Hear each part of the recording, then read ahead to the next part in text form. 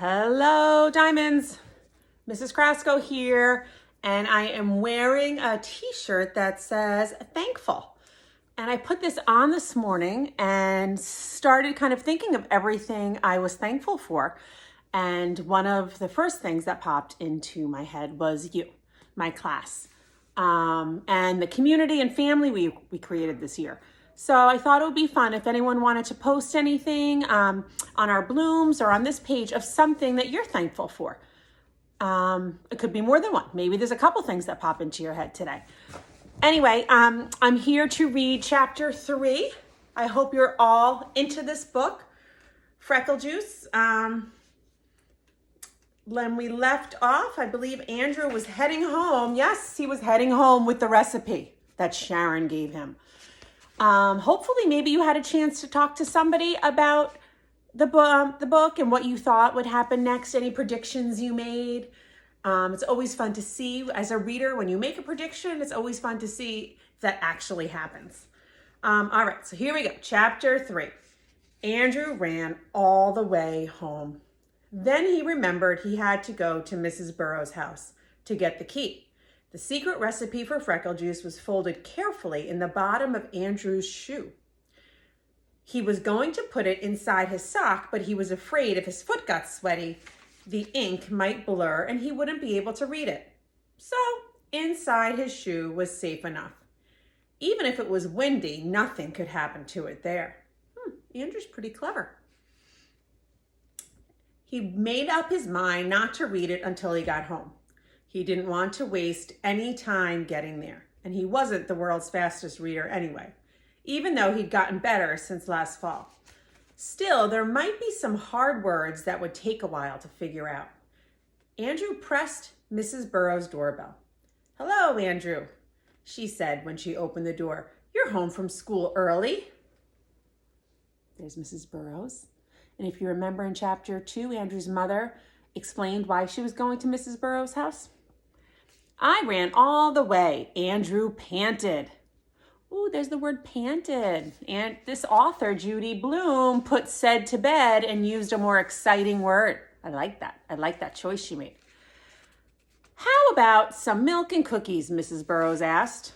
"No, thank you. I just want the key." "Well, come in, Andrew. Your mother's in the living room." Andrew followed Mrs. Burrows. His mother was dealing 4 piles of cards. "Hi, Mom. I came for the key." "Manners, Andrew, manners." "Don't you say hello to all the ladies?" Mrs. Marcus asked.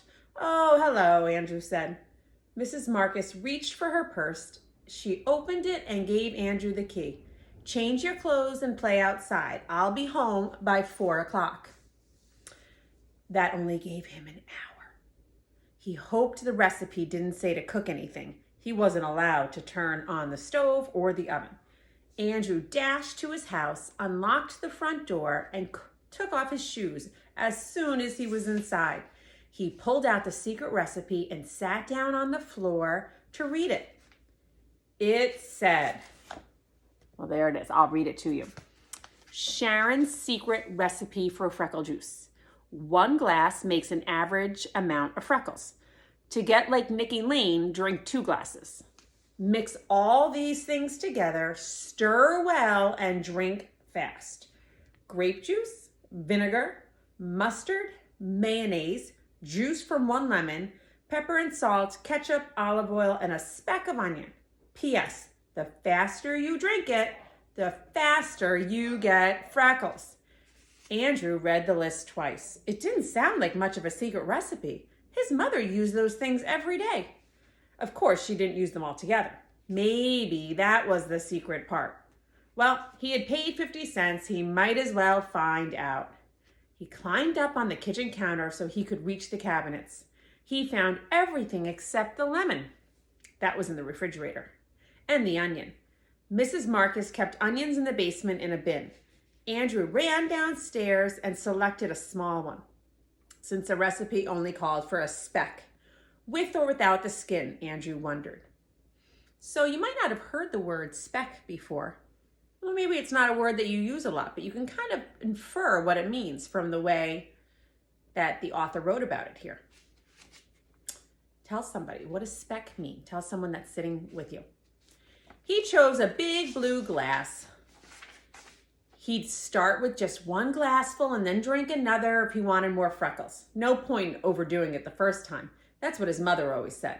Now, first the grape juice, Andrew thought. He filled the glass halfway and added an ice cube.